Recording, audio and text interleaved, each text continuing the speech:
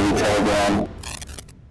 Hey there, everybody. Welcome back. Temple Daily Telegram Sports Podcast. It is Wednesday evening, December 17th, recording this excellent podcast because the Temple Wildcats are still playing football. Are we sure we want to say excellent? Like, we don't want to get the listeners No, that's excellent. too expecting too much, but I mean, we've been, we like to make fun of ourselves and say how terrible this is, but at this point, if you're a regular listener, you know what you're getting yourself into. But really, I mean, it is excellent in its own way.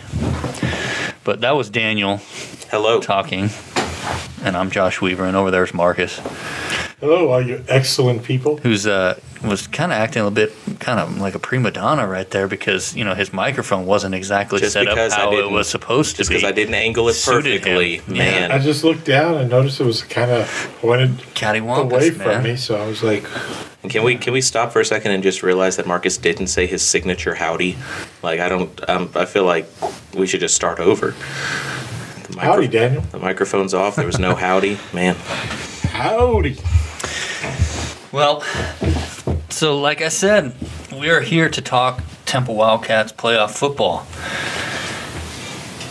In the as 1A and 4A state championships are taking place, we are in the second round for the 6A Division II playoffs. We just watched Windthorst beat Mart 22-21 before coming into this room and doing this podcast. That was a great game. Fantastic. At least a 5 exclamation point game. 5 exclamation In all points. caps. All caps. caps. Man. Awesome. Well, Temple coming off a 38-0 victory last week over Waxahachie in the bi-district round over at Wildcat Stadium. Marcus, that was a playoff shutout for the Wildcats, the first one since when? 1993 against a team the Wildcats know well, Killeen Kangaroos, in the, quarterfinals, I believe? Yeah. Awesome. So, yeah. 42-0 in that one. Yep. And as a result of Temple's victory, the Wildcats get to play Rockwall-Heath in the second round, 7 o'clock Friday at McLean Stadium in Waco. And for the three people in Temple who do not know, Rockwall-Heath, coached by former Temple head coach Mike Spradlin, who spent 5 years here in Temple, really reinvigorating the program. Starting in 2011, it hit its peak, so to speak, in 2014 when Temple played in the 5A Division I state championship, lost to Aledo on a last-minute touchdown in that one, and then the following year, Spradlin's last year, the Temple also made it to the state quarterfinals that year. So a great run from 2011 to 2015. Scott Stewart stepped in, led Temple to the state championship game in his first year, followed by a state quarterfinal appearance. Playoff appearances in the last 2 years, no wins, but now back on track as far as playoff victories go after last week's 38-0 victory. A lot of success, a lot of wins. So. Yep. So just real quick, looking back at last week, really impressive victory for Temple, especially considering that, as I said before, the Wildcats hadn't won a playoff game since 2017, bowing out in the first round the last 2 years, including 2 years ago, a home playoff loss, which really kind of stung, I think, everyone all involved. Everyone there didn't say that was motivation, but it kind of was in a way. At least those first two, those two first round losses were motivation in this one, and it showed. I mean, Temple, aside from a couple turnovers that didn't come back to bite them, I mean, it was a pretty flawless game all the way around. The defense, as we said, with the shutout, less than 200 yards allowed, forced 3 turnovers, a couple interceptions, including a pick six about a minute and a half into the game by linebacker Marshall Grays. Another interception by Phelan Lee, and a fumble recovery by Cody Little.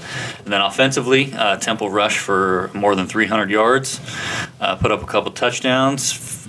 Kicker Aaron Wagaman 3 for 3 on field goals, including a long of 45. So it was just kind of a thorough victory for Temple, and a statement win, I would say. Just a team with not a lot of playoff experience, deep playoff experience, showing up like that right out of the gate, pretty impressive. Yeah, I mean, shutout wins are hard to come by. I mean, whether it's non-district, district play, but I mean, you throw into the fact that, you're doing it against a playoff caliber team, no matter where they finished in their district, and they came out of that ridiculous district with DeSoto and Duncanville and Cedar Hill. Yeah. So, I mean, for Temple to put up a shutout and then just play well all around, like you said, special teams, offensively, defensively, all the details. I mean, yeah, really, really great start to their postseason run.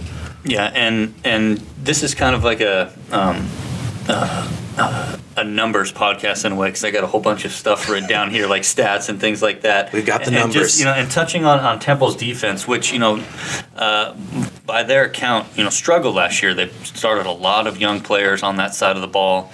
They had to replace 10 starters going into last year. So it was a struggle, allowed a lot of points to their standard, or for their standard, a lot of yards. But this season, Temple is allowing just 17.8 points a game, 262 yards a game, and in the 40 quarters that Temple has played, 21 of them they've kept opponents scoreless. So more than half have been scoreless quarters. And if you look to scoreless halves, 5 games had at least one scoreless half, and then there was that shutout last week. So, and that's really kind of going on what you were saying about how they were young on defense last year, having to start a lot of underclassmen, but that's what you want. I mean, that's the goal. You start a lot of fresh guys, a lot of young guys that don't have a lot of experience. Yeah, you may kind of suffer on defense or whichever side of the ball it is that you have the young guys on, but they'll gain experience. They'll get those reps, and they'll get comfortable until they get to the level that they're playing now. And, they're only going to get better, which is scary. Right. Sophomore linebacker Torian York leads the team with 80 tackles. Next on the list is junior defensive end Eric Shorter, 59 tackles, 14 of those. It's a team high for losses, and 5.5 sacks. Javen Taylor, senior defensive tackle, 53 tackles, 13 for loss. Marshall Grace, who I mentioned earlier, has 37 tackles, 7 for loss, 4 sacks, and a team high 3 interceptions, and just on down the list. Tommy Torres, 4.5 sacks, 35 tackles overall. Just up and down that defense. Some pretty impressive numbers, and a lot of those guys who I mentioned. Javen Taylor's a senior; he's not coming back. Cody Little, who I mentioned, recovered a fumble in the game last week. He's a senior, but a lot of the guys are even coming back next year. So, obviously some great strides made on the defensive side of the ball. And I bring up all of that because the task at hand for Temple's defense this week is like up another 4 or 5 notches with this Mike Spradlin-led offense of Rockwall-Heath. The Hawks average 520 yards per game. and 50.4 points per game. I need you to repeat those numbers. Yeah, 520 yardage, 50.4 points. They've had a game this season in which they scored 72 points, 57 points, 56, 69, 58, 49. A lot of points. They have not lost since, October 23rd against rival Rockwall, 38-27. Their other losses were to South Lake Carroll in a shootout, 72-57. Actually, that was their only other loss, and that was way back in week 2 of the season. So you're telling me they have a win in which they've scored 70 points, right, and they also have a loss in which they allowed 70 points. Right. The bigger picture is Temple is going to have to work cut out for him to get another shot out in a row. Right. Yeah. Exactly. And the interesting thing is it's not the same offense that Temple runs, but it's very similar. Just kind of it's the Mike Spradlin coaching tree somehow. Right. Leads back to what Temple does on offense. So you're looking at a multifaceted offense. 2 running backs, Zach Evans and Preston Landis, both over 1,000 yards rushing. I mean, when you have that, that's tough for any defense to kind of contend. Pick with. your poison. Right. A junior quarterback, Josh Hoover, who Coach Stewart has raved about, and his own coach Spradlin, has raved about as well. 2,700 yards passing, 27 touchdowns, and then a trio of receivers: Corbin Cleveland, has a team high 60 catches and 10 touchdowns, 706 yards. Jay Fair, 57 catches, 1,036 yards, and 9 touchdowns. And then Jordan Neighbors has 27 receptions, 485 yards, and 2 touchdowns. So, like you said, it's pick your poison. Yeah, they are not short on weapons over there. Right. And neither is Temple. So, that turnover battle is going to be huge again. Stops are going to be huge. It could be one of those where last team with the ball wins. Yeah. But when you have, an offense like that and 2 offenses like that, really, it's, all the weight almost gets put on the defense's shoulders. Yeah. So those key stops are going to come up huge. I mean, 2 1,000-yard running backs. Yeah, that's crazy. I mean, in 10 games. So they're both averaging over 100 yards a game. I mean, Samari's a good running back for Temple, but he's the only guy that's got over 1,000 yards, even close to it for Temple. Yeah. Samari Howard, Temple's junior running back, 1,131 yards and 15 touchdowns. Heath's quarterback runs a little bit, but not quite what Humberto Arizmendi does for Temple. He's since the Shoemaker game 3 weeks ago has averaged probably close to 100 yards rushing a game, and that defenses, maybe they'll start accounting for that. I don't know, but it's been a nice little change of pace for Temple, that read option game with Humberto. Seems like he's really kind of gained a lot of confidence at that, because like you were saying, he didn't really do that all that often to start the season or towards the beginning of district play, but here lately, and that just another weapon offensively for Temple. He does need to hold on to that ball a little bit more at the end of runs. A couple fumbles in the last couple weeks, but Stewart's like we try to teach him to slide. He's not going to, but he'd rather take some hits and finish a run than to go back to the huddle and say, "Hey guys, I just I kind of gave up there." So that's kind of his personality, just to keep going. And, but Arizmendi in his first year starting has 1,838 yards passing, 26 touchdowns to just 7 interceptions. I mean that's a great 1 year so far. And then other stats for Temple, just the receiving remains pretty evenly distributed, and it's incredible. Last week, Michael Harrison-Pilot, who can do it all. I mean, he'll throw the ball, run it, catch passes. I mean, just a super versatile threat for Temple. He didn't even have a catch last week, and Temple still, won the game. And A.J. McDuffie, a senior receiver who just signed with Texas Southern today, he only had 2 catches for like 10 yards. So it's incredible, and that's kind of what we're talking about with Rockwall-Heath's offense. I mean, you shut 1 or 2 down, or you don't utilize 2. You have 3, 4, 5 other guys who are going to pick up the slack. And in Temple's case, last week was Tredarius Taylor, who led the team in catches and receiving yards, including a touchdown last week. So when you got 2 offenses that are just literally just so explosive like this, it may sound kind of simple when you think about it, but I mean, it really is going to come down to the turnovers. I mean, which teams can hold on to the ball, which teams can move the ball, take advantage of the big plays, or, 3rd and short, 4th and short, get that first down to move the chains. Mm-hmm.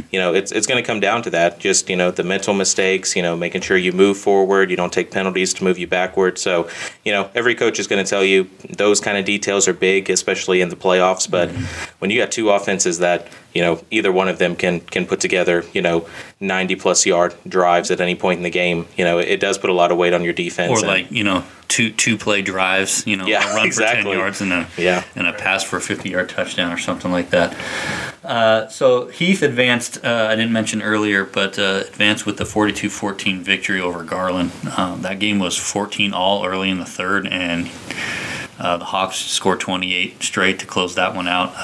Coach Spradlin said the team hadn't played since the Wednesday of Thanksgiving week. Their regular season finale was canceled because their opponent, had COVID issues. So they had that first half of that first playoff game, they kind of had to get their feet under them again. And he said once they did that, he said played themselves back into game mode. Things kind of clicked as they should. And Temple actually had a couple weeks off as well before its playoff game, but didn't really miss a beat in that one. Talking with both coaches, this week. A lot of attention on that matchup. The two guys on the sideline, and rightly so. But both of them acknowledge, the fact that they're friends. They're gonna, hug it out before the game, after the game, maybe. They talk on the phone quite a bit. But those 48 minutes when their teams are butting heads. I mean, they want their team to obviously pull out that victory, and that's how it should be.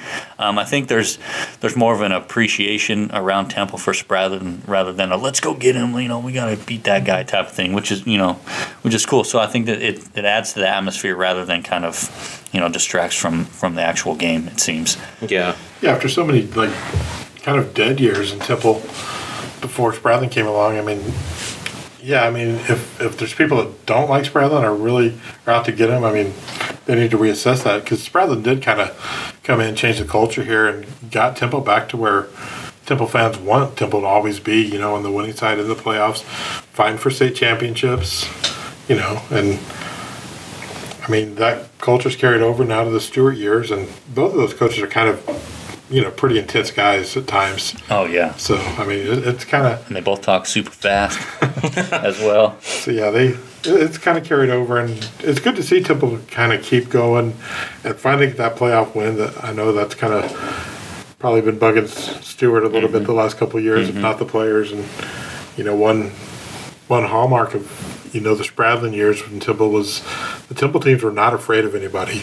They were not intimidated. I mean, that showed in the Alito game because Alito was just a powerhouse. They went up there and, played right with them. And, you kind of hope that carries over. But these guys now, Temple, this is kind of winning playoffs. This is kind of a new experience for a lot of these guys. But, the culture still carries over. So they're with the program. They know what it's like. Oh, yeah. Yeah. The culture part of it is huge. And Coach Stewart has done a good job of continuing it, and then also adding his style to it, which has made a really good atmosphere over there in general in that athletic facility. They have a lot of different sayings and things like that, but it works. We talked about the playoff handbook last week that Stewart and the staff put together with words of the day and goals and things like that, and that's a cool little touch, and it allows for all those guys to kind of relate to each other and another layer to that bond that they always talk about. So yeah, I mean, it's you learn from your predecessor in a way, and then add your own stuff, and it's turned out pretty well for Temple. The victory, or whoever wins this game Friday, will play either Spring Decaney, or is that right? Spring, is that? I think sounds great. Yeah. And then and Bridgeland. That game is actually Thursday night.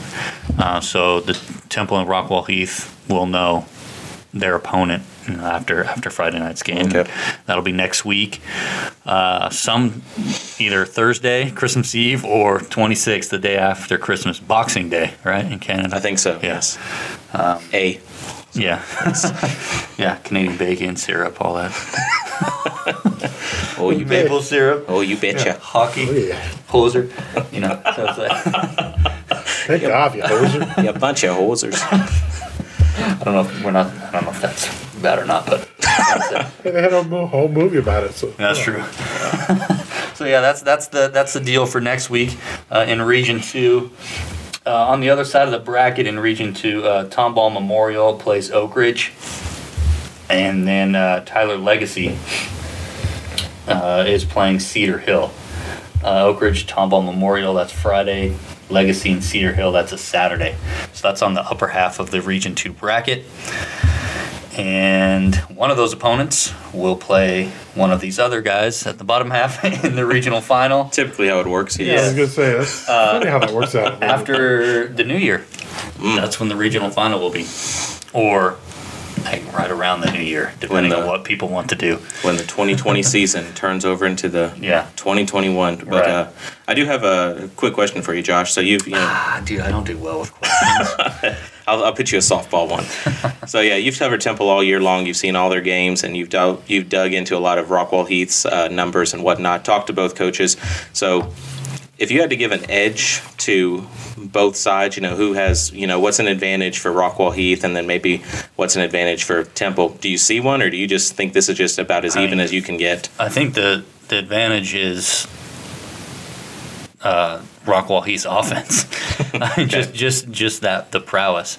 Now, I'm not saying that Temple's defense can't deal with it. You're not going to completely shut it down like Marcus said, like Temple did to Waxahachie last week. But you can, perhaps manage it. So I think, but on the other hand, I think Temple's offense, when you look at what Heath's defense has done, they've given up a lot of points in games. They've scored a lot, but they've given up a lot too. They're giving up 30 a game. I guess defensively, you put the check mark. Is that what in fantasy football or whatever? Defense check for Temple, offense check for Heath. I guess, but I think both teams are actually probably very anxious to prove themselves in this area game. Rockwall-Heath, that was its first playoff victory in 5 years.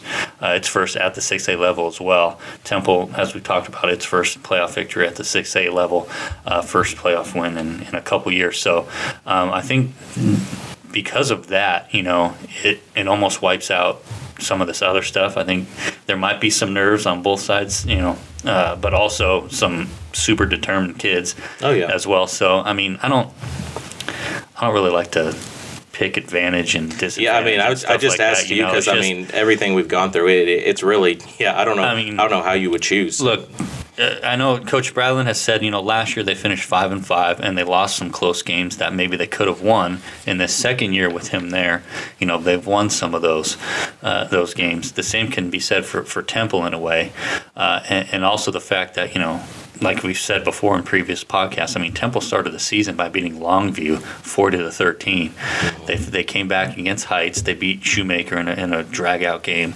and then they had that shutout. So both teams come in with a lot of experience, a lot of game experience, dealing with certain circumstances and things like that. So it's a great matchup. I think it'll be interesting if it plays out to where Rockwall-Heath gets off to a good start, maybe establishes a 10 or 14 point lead early in the first quarter, something like that. But because we've seen Temple respond and just answer the bell whenever, that would be interesting to see how that one plays out. A big lead like that for either team, honestly, with how explosive the offenses are, I don't think would be safe at any point in the game. Honestly, it might not be safe, but I do think those types of comebacks are harder to make in the playoffs. Mm-hmm. Once you get to this point, because the team you're playing is better than the team you played during the regular season or even the week before in the playoffs. This is two district champions going at it. I think you do not want to spot one of these teams, 3 touchdowns or a double-digit lead early, because it is going to be hard to play catch-up, I think, in this game. But not to say either team can make those big plays, those momentum swinging plays to change the course. But I think really the team that does not jump off sides on an extra point probably has the advantage. What did I say? Hey man, it's like I said earlier, that kicker needs to go to those marked linemen, just give both of them they go kiss on the cheek. No, but I kind of agree with what y'all said. I don't know, like we talked about already, I don't know that Temple can stop Heath's offense necessarily. I don't even know. It'd be interesting to know how many times Heath's actually punted this year, Yeah. But, the key is limit them to field goals at the worst, You can't keep them out of the end zone every time, but, and just keep pace with them. And don't be intimidated if you get behind them. Temple's shown they can do that, but, yeah. You mentioned earlier also that, Temple's kind of mindset and the attitude in these big playoff games is not backing down. And I think, this team has some of that as well this year. And that's going to be huge as well, kind of that bend, don't break stuff. Just focus on what you have to do no matter what the scoreboard says, all that stuff, and things could work out in your favor. So that's the other thing too. Some of that mental fortitude is going to have to come into play. And Temple can, look back at its recent playoff history, at least in the last 6 years or so, and all these big games. These players now weren't in those, but they were around it and kind of know what it takes. So that always helps when you kind of are just in that realm and have some of those memories, even if you weren't playing in the game. Exactly. So yeah, that's a lot of stuff. A lot of things. Things, facts, tidbits. Yes, all of that. This might be the most that you have spoken on a podcast this year. Yeah. And this is what, week 17 of our high school football season? Something like that. Something like that. You can figure it out. I'm sorry, well, you can speak into the microphone if you want. I was just asking about the whole ticket thing. Oh, well, the Temple Wildcat Athletic Department sent out a tweet with a link to Ticketmaster, where the tickets are available. I know some people weren't fired up with some of the extra fees and all that, but that's just kind of how it goes when you play at a big stadium. Yeah. So yeah, tickets are available on Ticketmaster, and there's a bunch. I think upwards of 10,000 or so allowed at this game because of obviously how many people McLean can hold and fitting. See, Marcus, me and you just may go as spectators. Well, I don't know about you, but I'll be working on Friday night. You'll be covering district basketball, I'm assuming. Well, I'll be working too, but with the live feeds nowadays, man, just watch it from your phone and. Oh yeah, I'll be doing that for sure. I'll be following Josh Weaver at the Weave on Twitter. That's it. To keep up. That is true. As well as all of y'all should be as well if you're not. I mean, if you're listening to this podcast, you're probably following us on Twitter. Let's face it. Which we appreciate. But yes, district basketball for boys starting on Friday. Girls basketball, they started district earlier last week. So, yeah, it's crazy that we're in the second round of the 5A and 6A playoffs. But here you've got basketball that is starting district play. So that's just 2020 for you. And, I mean, you guys finish your Christmas shopping? Hopefully. Because we're running out of time. I got to actually start before I can finish. Yep. Well, we're finished here, right? I think so. All right. Good stuff. So long. See you next week. Howdy. Oh, wait, wrong one.